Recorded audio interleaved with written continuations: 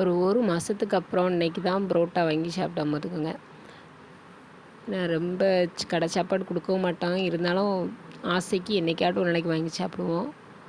ஒரு மாதத்துக்கு ஒரு வாட்டி புரோட்டா, அப்புறம் வாரத்தில் ஒரு நாளைக்கு சிக்கன் ரைஸு, அப்புறம் மற்றபடி எல்லாமே வீட்டிலேயே சமைச்சு சாப்பிட்டுக்கிடுவோம். அதனால் இன்றைக்கி சாயந்தரம் ஸ்கூல் விட்டு வந்த உடனே வாங்கியாச்சு. ஏன்னா நைட் டைமில் கொடுத்தா ஜீரணிக்காது அப்படின்ட்டு.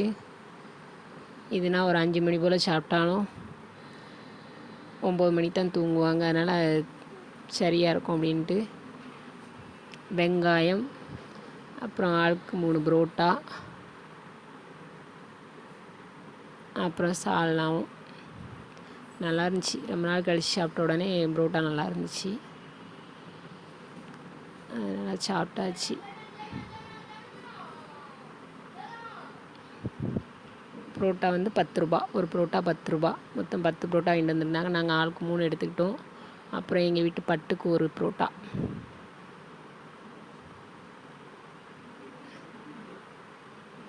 ஓகே ஃப்ரெண்ட்ஸ், நீங்களாம் புரோட்டா கடையில் வாங்கி சாப்பிடுவீங்களா? யாருக்கெல்லாம் புரோட்டா பிடிக்கும்?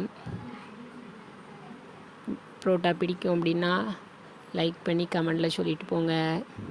நம்ம வீடியோ பிடிச்சா நம்ம சேனலை சப்ஸ்கிரைப் பண்ணி சப்போர்ட் பண்ணுங்கள். வீடியோவில் நிறை குறை இருந்தால் சொல்லுங்கள். பாய் ஃப்ரெண்ட்ஸ், அடுத்த வீடியோவில் சந்திப்போம்.